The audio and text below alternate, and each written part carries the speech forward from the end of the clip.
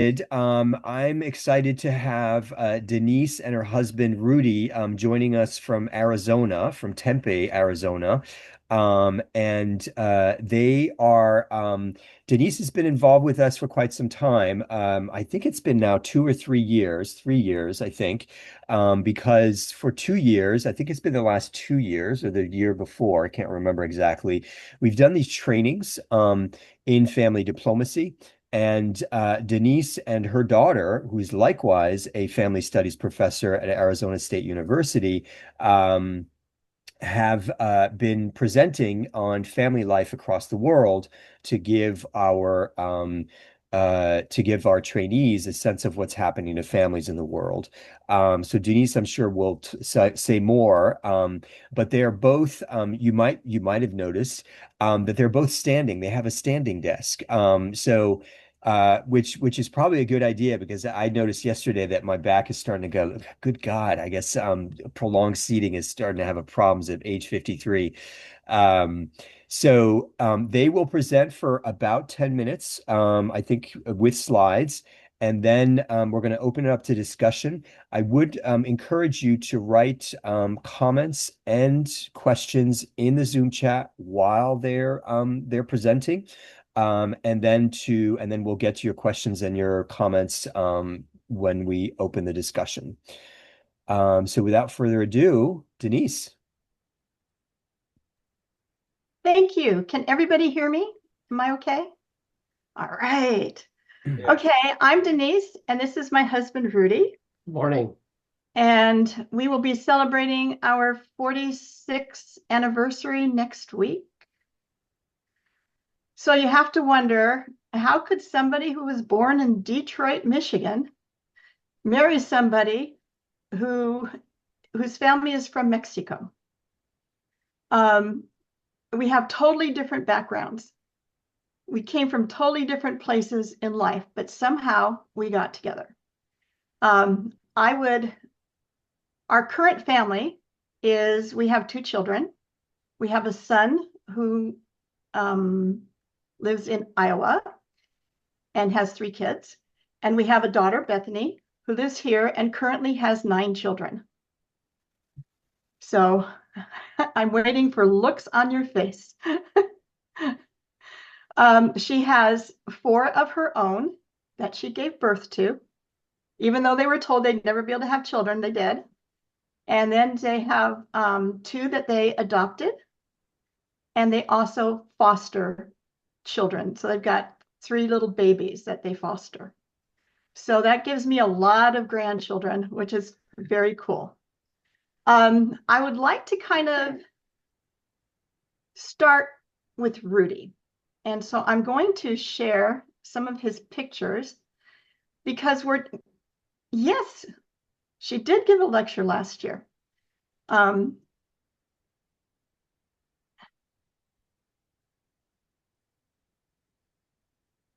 This is something that's really important to us. And so, especially given the things that families are facing today and the issues that families are facing today. So let me have my husband just tell you a little bit about himself. His mother, by the way, had 15 children. And they worked in the United States. They lived in Mexico and the United States on and off. So they have half their children that were born in Mexico, half born in the United States. And they worked as migrant workers. So I'll let you, this is my husband. Good morning. I was trying to think of all the things I want to talk about. And there's a lot, but I'm going to keep it short. This picture here, I remember this as a little boy, probably not much older than the picture itself, seeing the photo in my mom and dad's collection of photos thrown in a trunk. And I would see that, I would say, that's me? That is me. I was probably 4 or 5 years old, and I was raised on a ranch where our job as kids, as an early age, and I had 11 siblings. As you see, there's me right there circled. I had 11 siblings in the family. So we all had to participate in working the fields, picking cotton, chopping weeds, chopping cotton, feeding the cows, feeding the chickens. There was just so many things we needed to do. And this here is my mother, my sister, my dad. As you can tell, we didn't live in a high rise or a real fancy house. We lived wherever we could afford, and that wasn't very much either. Being raised on the ranch taught us how to work, taught us how to uh, do without. In matter of fact, and it's a matter, just do without some of the necessities. I went to school in Queen Creek, a little town southeast of Phoenix. It was a rather beautiful community. It was a farming community, so there wasn't a lot. There was a little tiny store and a tavern. That was about it, the post office, but not a lot where we would go and hang out at places. One of the things we really enjoyed as a child, I remember visiting the lake, and to the left is my photo of me standing there in the water. That's very memorable to me because we didn't get to do a lot of that. And on the right, that photo there, that's us. Our responsibility of us kids was when the water tank would empty, water that we drank and so forth, we'd have to run over to the pumps, chimney our way up to the top, lock the water gate, and then come back and open it until the tank got full. Then we go up and close it. So it was a lot of work, and I think to myself, gosh, would I let my kids do that? But back then, we did what we had to do. This trailer, this is one of the trailers that we would, when we pick cotton, you fill up your sack, and then you'd have to climb the ladder to the top after weighing the sack and emptying it in there. And we always try to see the fun thing in things in life. And as kids, would have the opportunity to go to the top, and then we'd have to stomp the cotton down. So we would throw flips into the cotton and then just walk around and stuff it down. So that was the fun part about that work. And then this car here is the type of car that my parents had. When we would travel to California, we thought we were going on vacation because we're going in the summertime where it's 115, 119 degrees in Arizona. We'd go to California and the temperature was so much better and we loved it. But it wasn't vacation. The lucky person would get to ride on the back window. Inside the car, in the back window, there was like a little dash. You would lay across there. So that was like, oh yeah, that's comfortable. We take turns with that. And if you were really lucky, you would ride in the trunk. My dad would prop the trunk up maybe 4 or 5 inches and tie it down. And we would be riding, laying down in the back of the trunk. And to this day, I remember the white lines going by real fast. And I thought, man, my poor dad would have got arrested, but that was different back then. So we did what we had to do. I think we had like 8 or 9 kids in the car at that time. And that's my father right there on the left. He was a hard worker. I learned a lot from him, and I was amazed to this day how much he knew about changing brakes on a car, working in the shop, repairing things. Lumberyard, I had to drop out of high school early in my life because my dad got injured and he was the only one bringing money in. So I dropped out and went to work at a lumber yard for a big $2.25 an hour. I was 17 years old. My goal goal in life was to be a police officer. And I remember one day in there, my brother used to come and visit me at the lumber yard for lunch. So the siblings really kept tight. And I remember just thinking, so this is where I ended up. I wanted to be a police officer, and I'm working at a lumber yard. That's it. But my brother gave me inspiration, and I had people in my life who really inspired me, supported me, and guided me. This gentleman here is Mr. Ralph Pomeroy. Not only was he my seventh grade, sixth grade, seventh, and eighth grade teacher, he was the one who got things rolling for me to have the opportunity to become a police officer. He was a young lieutenant, just came back from Vietnam, And he was the most supportive person I would ever have ever met. He was just a good-hearted person, and he's the one that told me I could go get my GED because a friend of mine said he didn't want to go to college, and I said the big words that really caught Mr. Pomeroy's ear was, why wouldn't you go to college? If I could have a chance to go to college, I would do it. And he said, you can. The next day he drove me to the community college and I started my GED testing. And I thought I was done, but he said, no, one more day. So he picked me up at home again, drove me to Mesa Community College and took the final portion of the test, and I passed everything. I was so excited. And I start walking back to the parking lot, and he said, no, no, no, we're not done yet. Where are you going? I said, we're not done. And he said, well, then now we have to go register you for some classes. And so he did, and he paid for the first few classes that I had. At the same time, he says, all right, Rudy, Sprinkle Sugar Company is looking for security guards. So you can work at night and then go to school during the day. So he took me, drove me, and I got the interview, got hired, and then he sort of just guided me from the outside. But great gentleman, and I'll never, ever, ever uh, forget what he did for me. And because of his mentoring and the way he watched over me, I try to do that with interns and so forth in my life.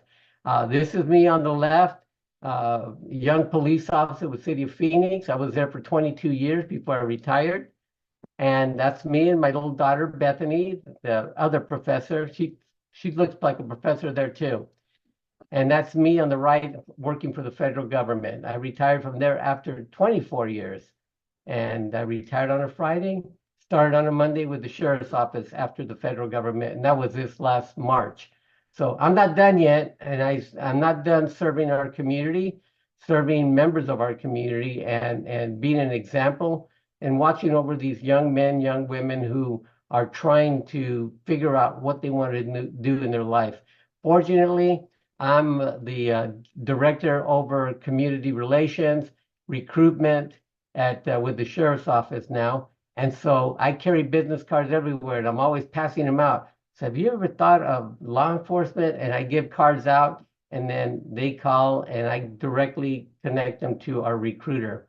So I never give up on that because I remember what I went through.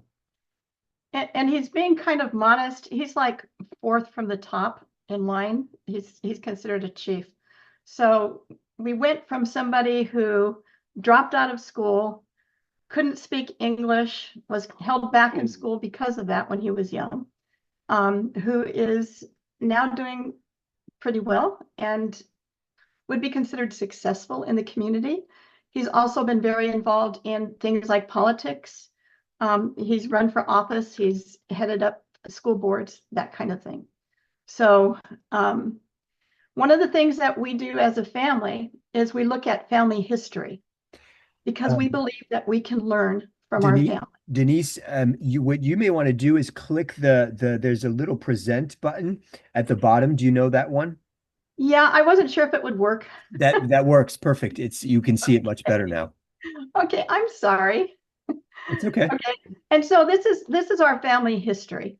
And one of the things that we have discovered in research is that when children know their family history and families talk about the history, good and bad, children do better.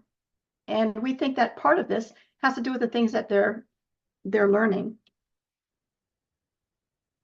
So this is, again, related to our family history, my family history. And these are the women in my daughter's life and the family in my daughter's life. Again, we believe that if we can help our children understand where we came from, the things that we've done, the joys, the challenges, it can help our children also to be stronger and to meet the challenges that they have in today's life. Okay, I'm going to go ahead and stop sharing here. And one of the reasons I wanted to share, like my husband's story, and to think that we, like I said, we even met. My family had to move from Michigan to Arizona because my sister had asthma, and they were told my sister would die unless they could move to a place that had a better climate. So we ended up in Arizona. So I grew up in the Southwest. And Rudy's family moved from Texas to Arizona, and they ended up stopping in Arizona because Rudy got sick. He was 5, 6 months old and had to be hospitalized for several months. And so they just ended up putting roots down in Arizona. And we both met on the police department. So that's, yeah, yeah. It takes a village. Exactly. It takes a village. And not only it takes a village to raise children, it takes a village to address the issues that we're facing today. And sometimes people think our issues, like I've been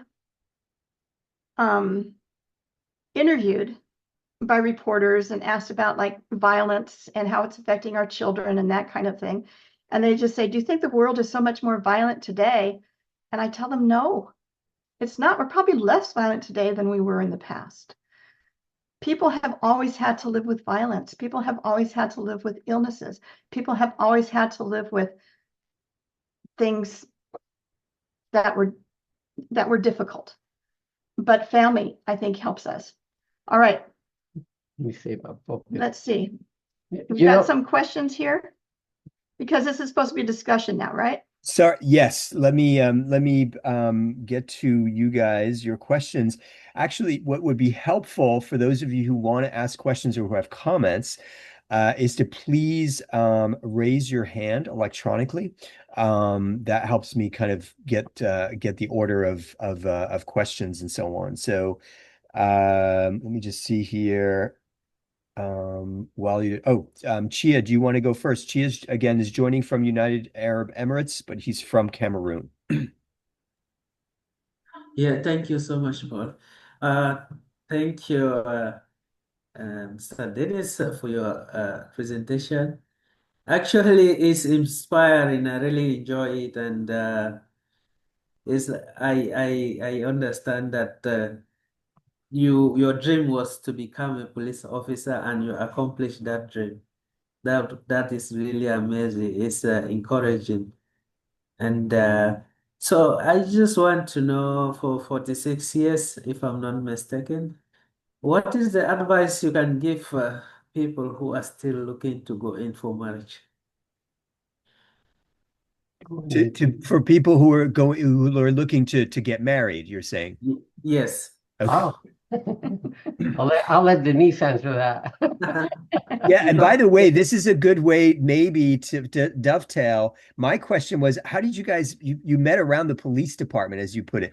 Like, I, was there I trouble? I was walking out of, I was a police officer, and I was walking out of our briefing room, and she was walking into the next briefing. And I stopped and saw her, and I dropped my bags on the floor, and I said, "Who are you?" Great opening line, right? That's how we met. And I wasn't interested. Oh, so how did you respond?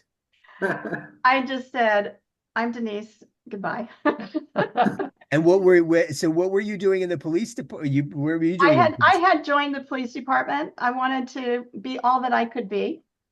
And so I did that. I worked as a reserve officer for 8 years. And everywhere that I went, my husband was. So every time we got a call, my husband was there. He wasn't my husband then. And one day he asked for my phone number, and I thought, okay, I'll give him my phone number and tell him I'm not interested. Because we came from very different backgrounds and just we're different. And so he called, but he never asked me out. So I didn't get a chance to say I'm not interested. And so all we did was just talk. And one day he said, hey, would you ever like to go get a soda pop? And I said, sure. So we got a soda pop, and the rest is kind of history. He did tell me on the first night, Terrence, on our first date. This was after talking to each other for months. On our first date, we went to a restaurant, and he told me, I think I'm falling in love with you. And I said, "Oh, that's very nice. I can't say the same thing to you." Wow. And Good I, Lord. Man, you were harsh. and I sunk down in my chair. I said, okay. But he didn't give up. I think probably, and I teach marriage and family relationships, and we actually talk about how we find people and who we find in our lives. We tend to marry people who are what we call is propinquity, people who live close to us. But we often ignored some of the people that live close to us who could really be really good potential mates. But I always tell people it's important to know yourself first. And it's important to be comfortable with yourself. I think one of the best pieces of advice I got from somebody was to stop looking for Mr. Right and stop living and start living like Mrs. Right. And I would find somebody. And sure enough, I found somebody. And I found the right person as well. It was just I'm very, very fortunate, and I think we work well together. Wow. Hope we answered your question. Yeah, Chia, does that answer your question? It sounds like, according to Denise, at least, stop looking for, in your case, it might be Mrs. Right, and focus on kind of being yourself. Is that right? Yeah, and take advantage of opportunities where you can be around other people that have similar values and similar goals, and whether it's volunteering or whether it's participating in certain groups wherever it is that you live. And a lot of times, most people don't realize we get a lot of our mates. If you're not a family, okay, so in the United States, we have love-based connections, and that is we try to find people we love, and that we will love, and we don't really have family-based where we have arranged marriages. Hmm. In many countries, they have arranged marriages. Both types of marriages are successful.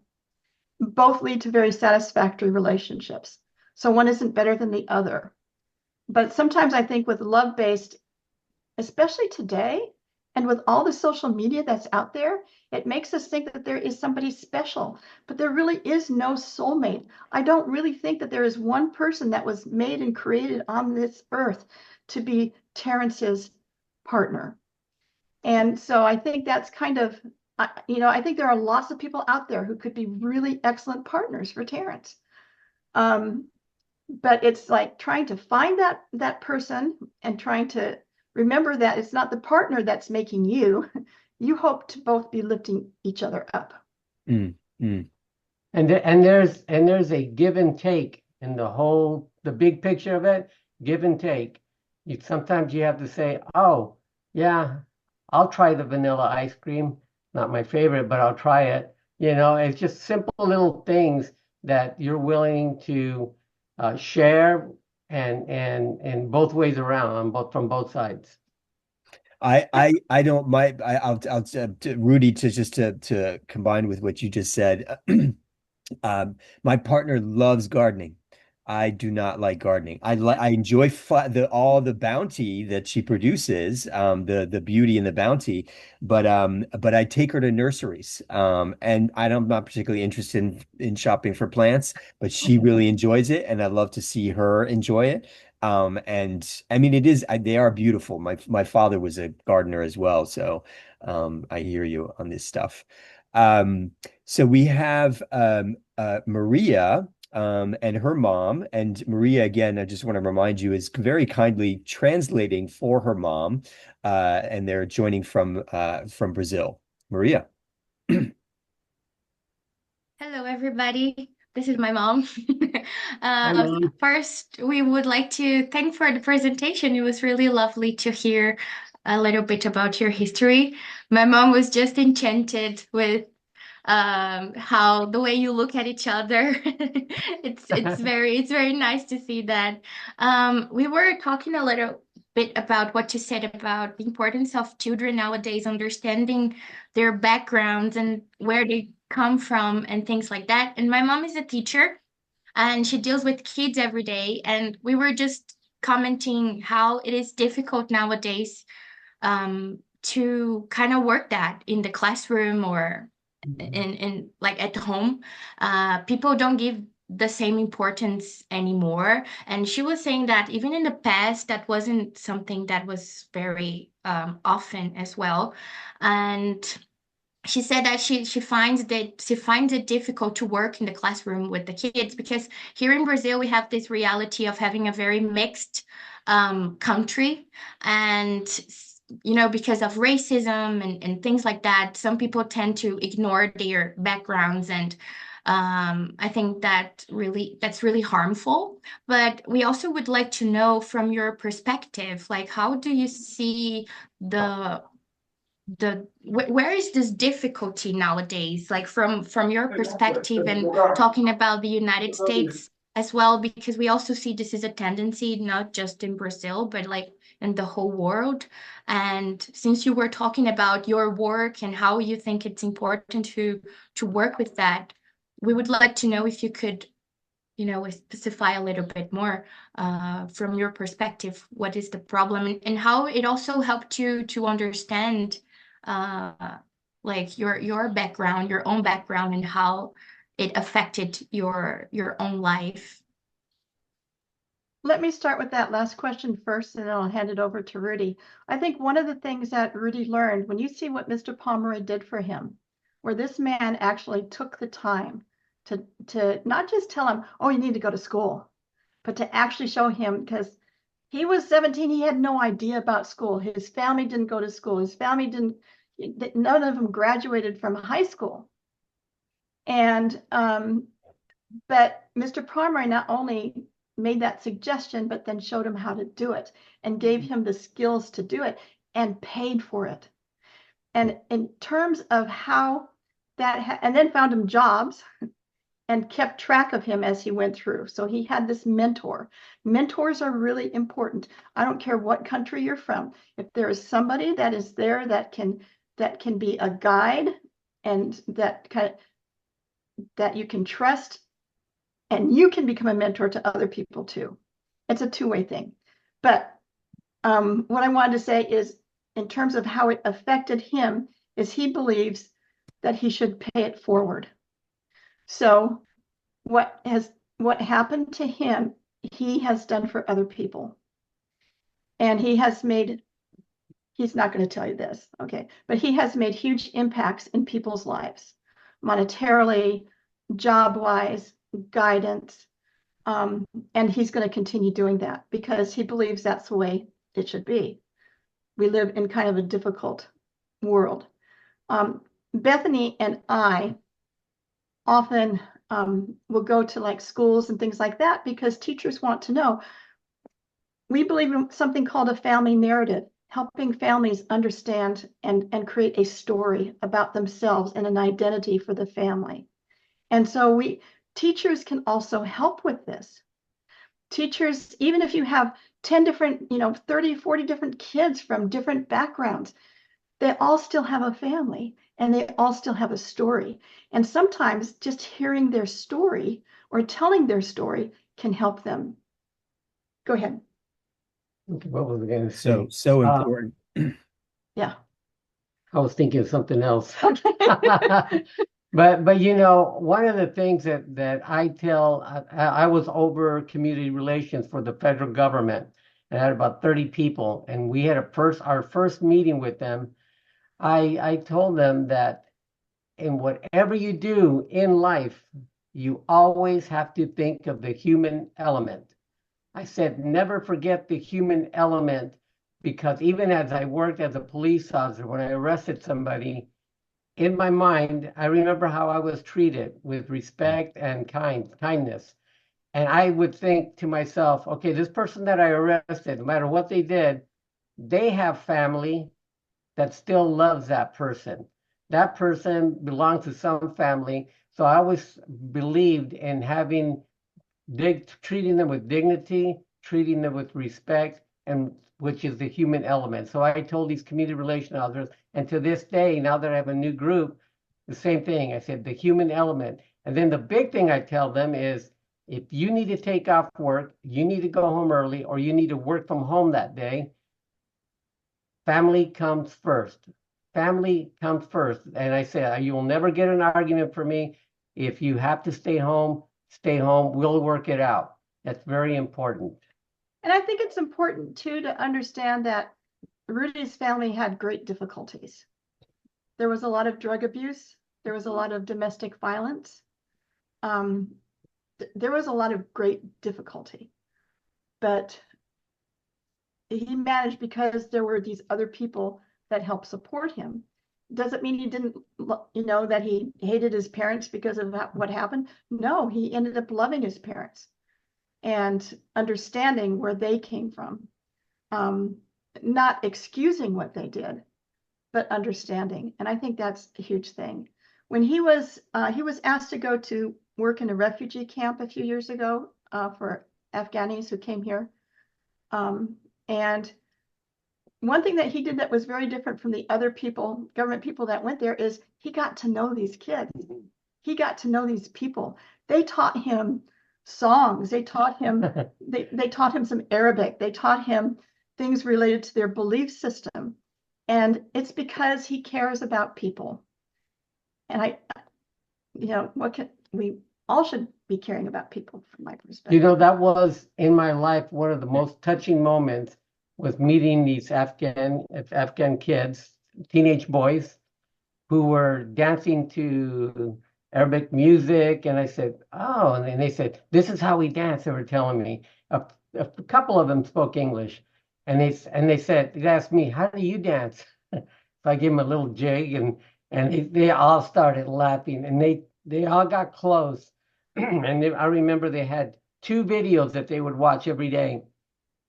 And I found out about that. So I went to the dollar store and bought like 15, 20 videos and brought them, and they were all happy. But the saddest part for me was the last day that I was there in Virginia.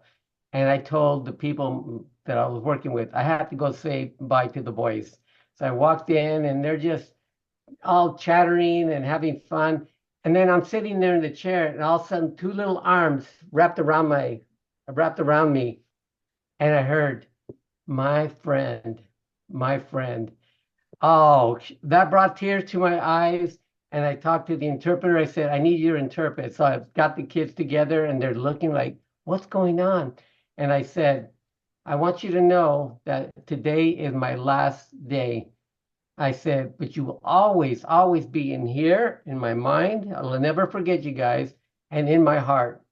I said, I want you guys to go out in America and do the best you can and make your parents proud. I said, I love you guys. I'll never forget you guys. And they were all crying. We're all crying. And as I walk out, the door slammed, closed. The door opened, and one of the young kids runs up to me. He says, Rudy, Rudy. He says, I'm going to miss you, and gives me a hug. I give him a hug, and we both crying. That was very touching. The human element is so important. We can't forget that. Even when we talk with people that don't agree with us, we don't have to. And I've been doing this for 40-something years. I don't have to get into an argument with them. If I don't agree with them, we can be cordial. We can be respectful. And that's what it's all about. Wow. Rudy, that brings tears to my eyes. Um, so Tice, who is joining us from Virginia in the United States, has a great question. And Tice, I'm wondering if you can ask your question while I try to recover from Rudy's answer. Hi. I think you may have touched on it. It was in the chat box. I hear this theme, it takes a village. And that was looking at your, first I want to tell you, I was just chatting it, writing it, that you both are amazing storytellers. And it's really impactful to kind of see this whole picture come together. But just thinking about it takes a village, and Rudy could hear that from your childhood, I assume, and on the ranch and in your work, but then later on with the mentor, and then with you, then giving back in the same way. And it sounds like you've probably passed that down to your own children, that spirit. So I'm just wondering, how do you think It Takes a Village has changed or has been challenged in the modern family? You want to take that? You know, it takes a village. We all come from different backgrounds, different personalities, different parents, and so forth. I see that in my daily job. I see that from the Hispanic community, Muslim community, Asian community. I see them all because I deal with a lot of these people, and we always have good mutual respect. But once in a while, you'll see where somebody disagrees, and you can disagree, but you can handle it in a kinder way than saying, I will not work with this person. I will not work with this person under the same roof. And to me, it's like, that's sad. That's sad because we don't always have to agree. My wife and I don't always agree. And I'm mostly right all the time, but but it's just a matter of trying to be understanding. We put opposite political signs in front of our house sometimes. We're not even the same political party, and it's okay. All right. I would Wow. say, Tice, speaking as a person who looks at parenting and marriage and family relationships, and some of you might maybe disagree with me, but that's fine. I am very concerned about the influence that technology is having on our lives and our relationships and on the way we think. I have students and I try to tell them, I don't want you to think like me, but I want you to think. I want you to start listening to people. I want you to start balancing things out. Don't just pay attention to your iPhone. Don't just pay attention to Instagram because you are being fed through, what is that called? Those formula things that they do. Algorithms. Algorithms. You are being fed. Thank you, Kev. You are being fed through algorithms that then just kind of make you think in a certain way and they don't allow you to look outside yourself. So I want you to start putting your phones down. You know, when you should have dinner with your kids if you can have dinner. I don't care if you're sitting on the floor having dinner like Rudy was. They had dinner together. That's a time to talk, not a time to yell, not a time. It's a time to talk and to listen. I see couples going out to dinner and they're both on their phones. What is that? We're not listening to each other and we're not learning how to give and take. And so I think that is kind of influencing at the same time, you can't completely throw it all away because it's really nice to be able to text somebody and say, I can't pick up my son from school. Can you do that for me? And so there's a place for it, but it's learning to use it as a tool and rather than a part of our life. Mm. You know, one thing in communication for me in dealing with communications, I have my cell phone on my business cards, and I answer the phone and I respond and I tell my people, you need to be able to connect. And you guys all heard of Starbucks, right? Starbucks. There's 430 Starbucks in Arizona. I have 430 satellite offices in Arizona. They're called Starbucks because I think it's important to meet with people face to face to discuss things and to build the relationship. You build a relationship by talking with someone face to face and getting to know them. You don't build a relationship as strong as you want over the phone, over texting, and so forth. You have to take the time to show that they're worth your while in sitting down and meeting with them about whatever the topic or discussion might be. One of the reasons that the sheriff poached Rudy when he retired was because Rudy knows people all through Arizona, actually even through the United States, but he knows people. Some of them are rabid Democrats and some of them are rabid Republicans and some of them are independents and they love him. Mm-hmm. You know, it's like he can talk to a person who loves Trump and he can talk to a person who hates Trump, and they're fine. They often will, and sometimes when they're talking about things that start, especially at Starbucks, and people start getting all crazy, he'll say stuff like, "And so, how's the weather?" Yeah. So what do you guys think of the game last night? And that's a cue to everybody that changed the topic. It's getting too heavy, you You know. can't argue against people who aren't willing to listen. It's just, and one of Rudy's favorite things, and I think this for Adrian too, one of his favorite quotes is seek first to understand and then be understood. Instead of always trying to get people to understand to try to get them to understand your thoughts, try to understand them first. And we need to model this. I think that's one of the best ways that we can teach others is to model this, because it's through that they say, "Oh, now I understand why you are so much in favor of this or why you are so against this." And then you can start having a dialogue. Speaking of this, I mentioned a book in the Zoom chat, and Rudy, I particularly recommend it to you. It's by a very prominent political scientist. His name is Robert Putnam. You might have heard of him. Denise, you probably have heard of him. He wrote Bowling Alone in 2000, the book, and it's about community because we're talking about community and mentors, etc. And he subsequently wrote a book called Our Kids.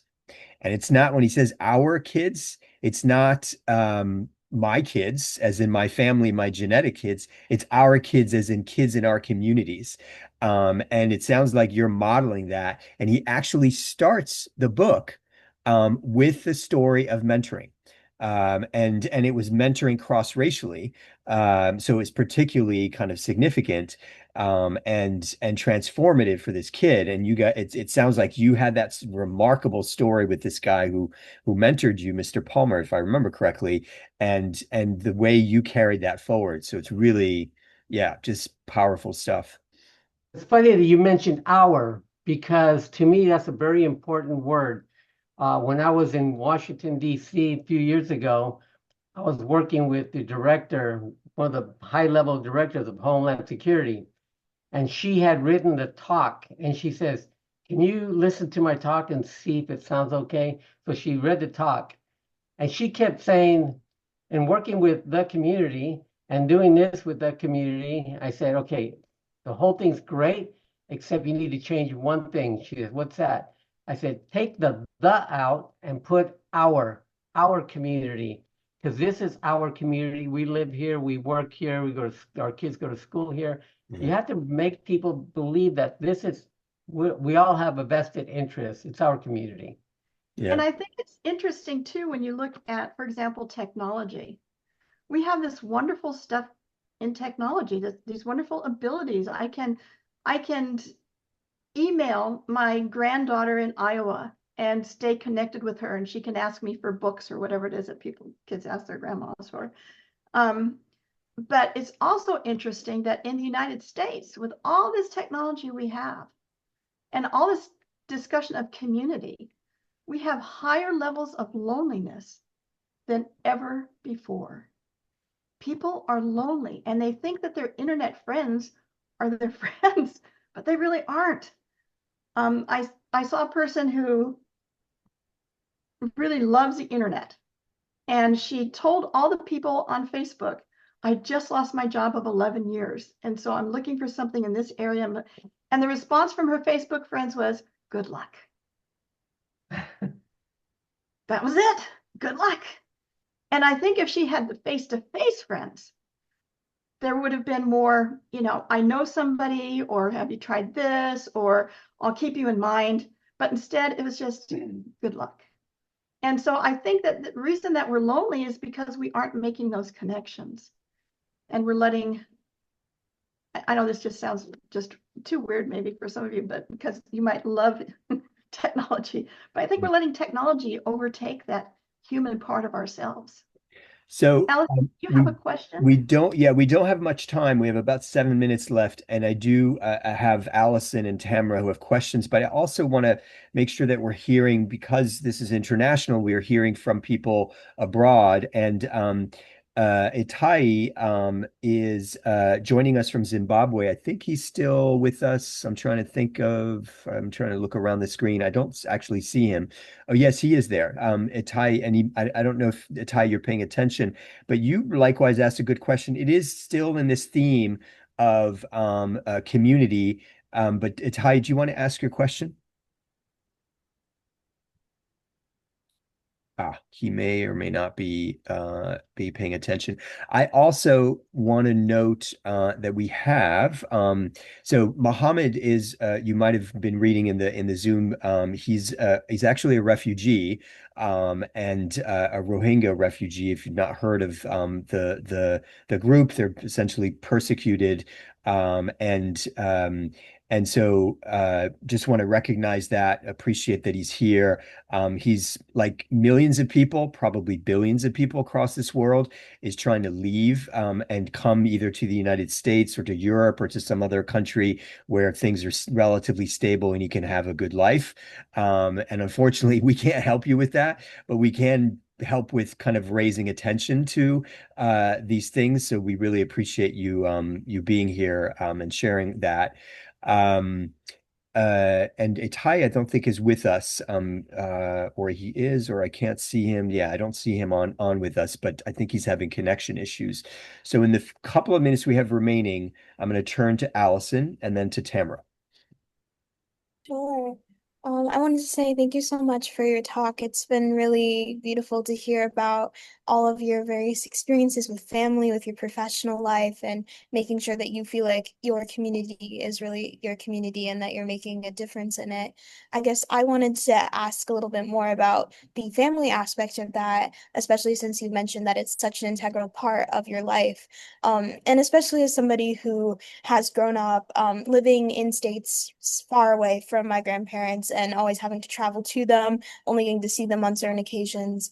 And I know you briefly mentioned that you'll interact with your granddaughter over email and that sort of thing, but I was wondering how you are able to overcome those different like relationships that are obviously across states and how you're able to overcome that and also more not more importantly, but at the same time what you hope to get from your grandchildren and what you would hope that they would continue to do to maintain that relationship later on as I would like to do the same for my grandparents. Well, one of my favorite moments each day is when my 17-year-old grandson, on the way from